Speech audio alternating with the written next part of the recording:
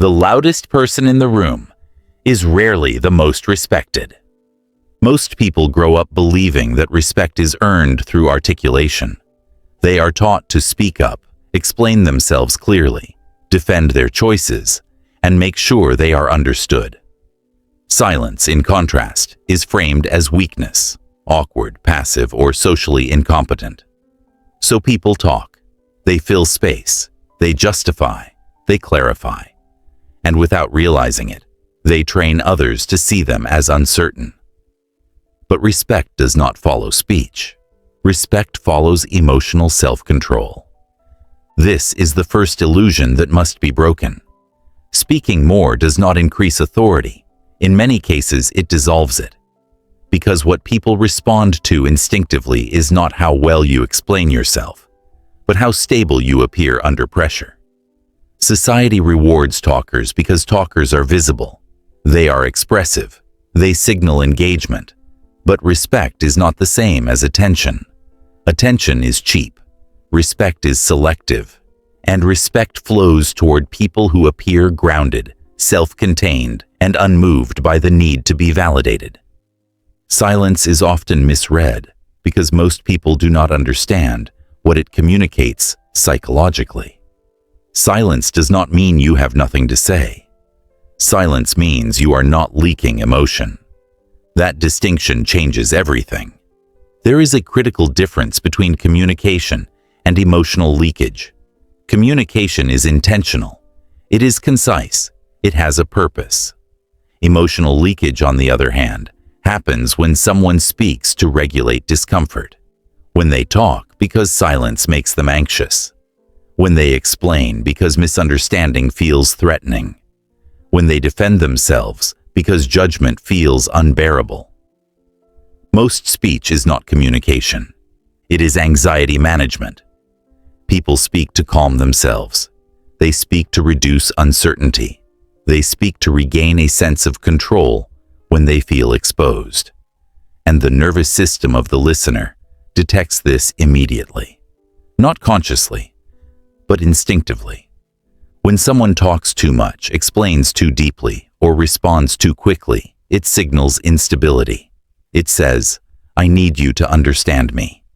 And the moment that need appears, hierarchy shifts. Because authority does not need understanding. Authority assumes it. This is why silence changes social dynamics instantly. When you stop rushing to speak, you stop rushing to justify. When you stop justifying, you remove yourself from the position of being evaluated. And when you remove yourself from evaluation, others are forced to adjust. Silence creates a pause in the interaction. And in that pause, people recalibrate their behavior around you. They become more careful, more attentive, more restrained, not because you intimidated them, but because they sense emotional containment. Silence says, "I am not anxious about this moment," and people respect what is not anxious. This is the uncomfortable truth most never learn. People do not respect clarity. They respect composure. Clarity can be argued with. Composure cannot. When you speak less, people project more. They assume strength. They assume confidence. They assume control. And while assumptions can be wrong, they still shape behavior. People treat you according to what they feel, not what you explain. This is how silence shifts hierarchy. In every interaction, someone is managing tension. Usually, it is the person who speaks the most. They rush to resolve discomfort. They smooth over silence. They close gaps quickly. And by doing so, they take responsibility for emotional regulation, for themselves and for others. When you refuse that role, tension shifts outward. Others feel it instead. They fill the space. They speak more carefully. They reveal more than they intended. And without you asserting dominance, a subtle form of authority emerges. This is where identity activation begins. You stop seeing silence as something to avoid. You stop seeing speech as something you owe. You stop seeing explanations as protection. Instead, silence becomes your default state. Speech becomes deliberate, and presence replaces performance. You are no longer trying to be understood. You are allowing yourself to be felt. And being felt carries more psychological weight than being explained. This does not mean you become mute. It does not mean you withdraw or disengage. It means you stop speaking for emotional reasons and start speaking for strategic ones. You choose when to talk, why to talk, and how much to say. That choice alone separates you from the reactive majority. Most people speak because they are uncomfortable with uncertainty. Silent people are comfortable letting uncertainty exist, and comfort with uncertainty reads as strength in every social environment: work, relationships, conflict, leadership. Before we go deeper into why talking too much dissolves respect, tap like and hit subscribe, because what comes next exposes the mistake most people make without realizing it. Confusing visibility with authority and speech with power.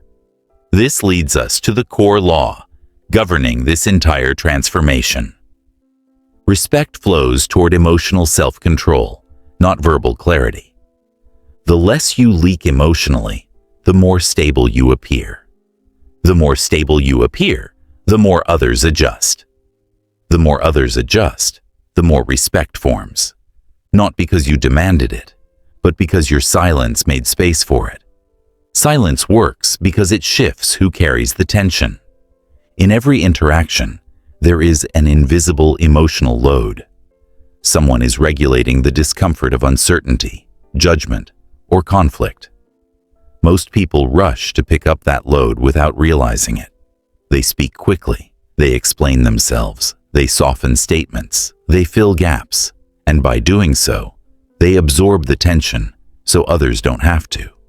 Silence refuses that role. When you remain silent, unresolved social space appears. The human nervous system is not designed to tolerate unresolved space for long. It craves closure, it seeks orientation. And when it cannot find it externally, it turns inward. This is where pressure begins. Silence transfers tension outward. The discomfort that would normally live inside you moves into the other person. They begin to feel exposed, unsure, slightly off balance, and because humans are wired to restore equilibrium, they start acting. They speak more. They clarify unnecessarily. They justify positions you never challenged. Not because you demanded it, but because silence forces self-regulation. This is why silence feels heavy. It does not attack. It waits. Unresolved social space is psychologically uncomfortable because it removes cues. People rely on feedback, nods, words, reactions, to know where they stand. Silence removes those markers. Without them, the mind begins generating narratives. Are they judging me? Did I say something wrong? What are they thinking? The more emotionally invested someone is, the stronger this effect becomes. This is why silence often causes people to explain themselves even when no accusation was made. Confession arises not from guilt, but from pressure. Silence creates a vacuum, and humans instinctively rush to fill vacuums. Strong individuals understand this instinctively. They do not confront when silence will do more work. Confrontation creates resistance. Silence creates exposure. Confrontation pushes against someone's nervous system directly. It activates defenses. It invites counter-arguments. Silence does the opposite. It removes friction and lets the other person collide with their own discomfort. This is the difference between direct pressure and indirect pressure. Direct pressure feels aggressive. It provokes resistance. Indirect pressure feels ambiguous. It provokes self-revelation. Silence is indirect pressure. When someone speaks into silence, They reveal far more than they intended. Tone slips, intent surfaces, motivation becomes visible. Silence does not force honesty, it allows it. This is why silence is so effective in negotiations, conflicts, and power dynamics. The least reactive person always controls the frame because they are not managing emotion. They are observing it. Reactivity gives away leverage. When you react emotionally, you show where you are vulnerable. When you stay neutral, the other person must guess, and guessing places them at a disadvantage. This is why emotionally volatile people struggle around silent individuals. They rely on emotional feedback to steer interactions. Without feedback, they feel blind, and blindness creates insecurity. Silence does not dominate. Silence outlasts. Over time, the person carrying more emotional tension becomes fatigued. They say things they didn't plan to say. They soften positions. They concede ground, not because they were convinced, but because the nervous system needed relief.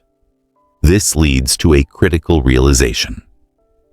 Power is not about intensity. It is about endurance. Whoever can tolerate discomfort longer controls the interaction.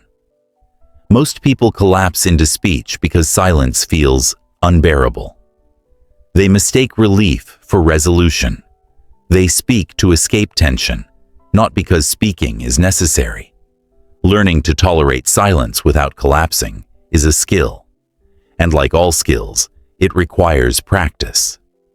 At first, silence feels awkward. Then it feels uncomfortable. Eventually, it feels grounding. When you stop rushing to resolve uncertainty, something shifts internally. Your nervous system learns that you do not need to react to remain safe. That calm is an option. That waiting does not equal weakness. This is not detachment. It is self-command. Silence becomes powerful the moment you stop fearing it. When you are comfortable inside it, others feel exposed by it. And that exposure rearranges hierarchy without you lifting a finger. This leads us directly to the law governing this entire mechanism. Whoever carries less emotional tension controls the interaction. When you stop carrying tension, control shifts automatically. Most people believe that being clear earns respect. They believe that if they explain themselves well enough, justify their decisions thoroughly enough, and communicate their intentions clearly enough, others will understand. And understanding will lead to respect. This belief feels reasonable. It feels mature. It feels socially correct. But psychologically, it is flawed. Over-communication does not create authority. It dissolves it. The moment you begin explaining yourself emotionally, you place yourself in the position of the one being evaluated. You open a door that did not need to exist. And once that door is open, others feel entitled to step inside. This is the first mechanism by which talking too much trains disrespect. Explanation turns decisions into discussions. When you justify a choice emotionally, you invite commentary. You signal that your decision is flexible, negotiable, or dependent on approval. Even when people do not consciously intend to challenge you, their nervous system registers the opening, and they step into it. This is why people who over-explain are interrupted more often, questioned more often, tested more often. Not because they are wrong, but because they unintentionally invite judgment. There is a crucial difference between factual communication and emotional explanation. Factual communication states what is happening. Emotional explanation tries to manage how it is received. One is grounded, the other is reactive. Factual communication sounds like certainty. Emotional explanation sounds like reassurance, and reassurance suggests doubt. This is why emotional explanation weakens authority.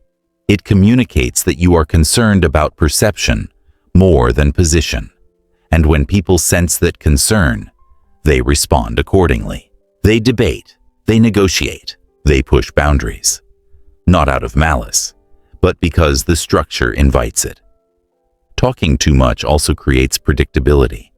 When you explain every decision, justify every pause, and respond to every question immediately, people learn your patterns. They learn how to move you emotionally. They learn when pressure works. Predictability is comfort, but it is not respect. Respect requires uncertainty, not chaos, not unpredictability for its own sake, but emotional unreadability. When people cannot easily anticipate your reactions, they proceed more carefully. They regulate themselves instead of testing you. Silence creates that unreadability. Silence removes the invitation to debate. When you stop explaining, people are forced to adjust internally. They must interpret rather than interrogate. They must reflect rather than react. And most importantly, they must regulate their own discomfort instead of leaning on you to do it for them. This is where hierarchy shifts. Over-explainers manage the emotional environment for everyone else. Silent individuals let the environment manage itself. One position is submissive, the other is authoritative. Silence does not challenge, it does not defend, it does not negotiate. It holds. This holding forces others to self-regulate, and self-regulation is effortful. People respect what requires effort. This is why people instinctively test those who talk too much. They sense availability. They sense openness. They sense emotional accessibility. And accessibility invites probing. Silence closes the loop. When you speak less, your words carry weight. When you act consistently, your behavior explains itself. Over time, people stop asking why. Not because they fully understand, but because the question no longer feels necessary. Authority stabilizes when explanation stops. This is the identity transition most never make. You move from being a reactive speaker to a deliberate presence. You stop responding to every cue. You stop clarifying every silence. You stop defending every choice. You allow yourself to be misunderstood temporarily, rather than disrespected permanently. This is difficult at first. The urge to explain is strong because it feels protective. But protection through explanation is short-term relief. Protection through silence is long-term stability, and stability is what people respect. This brings us to the law governing this entire shift. The more you justify yourself, the more others feel entitled to judge you. When justification ends, judgment loses its foothold. If this is reshaping how you see silence, composure, and control, tap like and hit subscribe.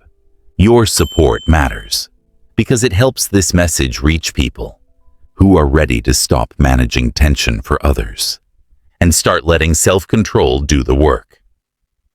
Silence does more than change how people respond to you. It separates you. Most people live in reaction. They respond immediately to tone, pressure, provocation, and expectation. Their behavior is shaped by whatever stimulus appears in front of them. This reactivity is common, socially accepted, and deeply predictable. When you become silent, you step out of that pattern. Silence makes you unreadable. And unreadability creates respect because it removes emotional leverage. People cannot easily predict you, steer you, or extract reactions from you. Without access to your emotional responses, their usual tools stop working. This is where dominance shifts quietly. Unreadable individuals force others to slow down. When people cannot anticipate your reaction, they become cautious. They choose words more carefully. They hesitate before testing boundaries. They regulate themselves instead of pushing you to regulate them. This self-regulation is the foundation of respect. People respect what they must adjust themselves around. This is also why manipulators and insecure individuals struggle around silent people. Their influence depends on emotional movement. They provoke, guilt, rush, flatter, or intimidate to gain control. When none of those tactics produce a reaction, they lose orientation. Silence deprives them of feedback. Without feedback, manipulators feel blind. They do not know where they stand. They do not know which lever works. This uncertainty makes them anxious, and anxious people either escalate or withdraw. Both outcomes reveal weakness. Calm silence forces exposure without confrontation. It does not accuse. It does not defend. It simply refuses to participate in emotional chaos. And when one person refuses chaos, the entire dynamic changes. This is why calm silence feels powerful. Not because it dominates, but because it stabilizes. When you remain calm while others escalate, you become the reference point. The nervous system always orients towards stability. The person who stays regulated becomes the emotional anchor, whether they intend to or not. This creates hierarchy without aggression. Aggression invites resistance. Silence invites adjustment. Silence also functions as an emotional boundary. This is often misunderstood. Many people assume silence means withdrawal, avoidance, or detachment. In reality, silence is containment. It is the decision not to outsource emotional regulation to others. You are still present. You are still attentive. You are simply not reactive. That distinction matters. Withdrawal removes engagement. Silence maintains engagement without emotional leakage. It says, "I am here, but I am not available for manipulation." This boundary is felt immediately. People sense that they cannot rush you. They sense that they cannot guilt you. They sense that they cannot provoke you into clarity or compliance. And because those avenues are closed, behavior changes. This is how silence integrates all the previous laws into lived behavior. You are no longer carrying emotional tension. You are no longer explaining yourself into judgment. You are no longer reacting to regulate the room. Individually, each of these shifts creates leverage. Together, they create presence. Presence is what separates you from the reactive majority. Reactive people respond to stimulus. Present people choose responses. That choice creates distance, not physical distance, but psychological elevation. People begin to feel that interactions with you require more care, more thought, more restraint. And that feeling is respect. This is not fear.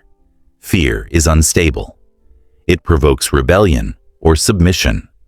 Respect is quieter. It leads to cooperation, caution, and deference without force. Silence produces respect because it removes emotional access. Without emotional access, others must rely on structure, not manipulation. And structure favors the composed. Over time, something subtle happens. People stop testing you. They stop challenging your decisions reflexively. They stop demanding explanations, not because you trained them, but because your behavior trained them. Silence teaches people how to treat you. This is why silence is not a tactic to be deployed occasionally. It is a posture to be embodied. When silence becomes natural rather than strategic, it loses effort, and effortlessness is what signals true authority. This brings us to the law governing this transformation. Unreadability creates authority because it removes emotional leverage. When people cannot read you easily, they cannot manipulate you easily. When they cannot manipulate you, they must respect you or disengage. Both outcomes protect your position. At the final stage, silence is no longer something you use. It becomes something you are. This is the psychological shift that completes the transformation. You stop speaking to be accepted. You stop explaining to be understood. You stop reacting to be safe. And in that absence of urgency, something stronger replaces all of it. Grounded presence. Most people speak because they are afraid of being misjudged. They rush to clarify, justify, and soften themselves so others will not misinterpret them. This instinct feels protective, but it quietly keeps them trapped. When you speak to be accepted, you place your identity in the hands of the listener. Grounded people do the opposite. They allow misunderstanding to exist temporarily rather than sacrificing authority permanently. They trust consistency more than explanation. They understand that people adjust their perception over time when behavior remains stable. This is where silence becomes identity. You are no longer managing impressions. You are no longer curating reactions. You are no longer filling space to avoid discomfort. You are simply present. Let's bring the silence-based laws together. You learned that silence is misunderstood power, not weakness, but emotional self-control. You learned that silence creates psychological pressure by transferring tension outward. You learned that over-explaining trains disrespect by inviting judgment. And you learned that unreadability separates you from the reactive majority by removing emotional leverage. Together, these laws form a single posture. A posture where you do not rush. A posture where you do not leak. A posture where you do not compete for attention. That posture is authority. Respected people move differently through the world because they are not internally frantic. Their walk is unhurried. Their movements are economical. They pause before responding. They allow moments to breathe. Their nervous system is not constantly trying to resolve uncertainty. They are comfortable not being immediately understood. This comfort changes everything. When you walk without rushing, people notice. When you pause before speaking, people listen. When you respond without emotional charge, people recalibrate. You do not need to dominate the room. The room adjusts to you. This is why silence becomes the default, and speech becomes a tool. Reactive people speak reflexively. Grounded people speak intentionally. They choose words sparingly. They speak when something needs to be said, not when something needs to be relieved emotionally. Their silence carries more information than their words ever could. Silence communicates boundaries without explanation. Silence communicates confidence without performance. Silence communicates self-command without assertion. And because it is not announced, it is believed. This is the final psychological law that governs true authority. Authority is not announced, it is assumed. The moment you announce authority, you weaken it. The moment you try to convince others of your strength, you place yourself beneath their judgment. Authority works in reverse. It is inferred from behavior, not claimed through speech. This is why respected individuals do not argue unnecessarily. They do not defend themselves emotionally. They do not rush to correct every misunderstanding. They allow time and consistency to do the work. They know something most never learn. Silence filters who deserves access. Those who respect it remain. Those who demand explanation reveal insecurity. Those who push against it expose intent. You no longer need to confront. Silence does the sorting for you. This is not detachment. It is discipline. You are still engaged, still observant, still present, but you are no longer emotionally available to every stimulus. And that selectivity is what gives silence its weight. At this level, silence stops feeling like restraint and starts feeling like freedom. You are no longer pulled into unnecessary exchanges. You are no longer managing the emotional temperature of others. You are no longer explaining yourself to exhaustion. You are grounded. If this protocol showed you why respect follows restraint, not volume, tap like and hit subscribe. And comment this below. My silence carries authority. Because when emotional leakage ends, hierarchy stabilizes, and respect forms without being demanded.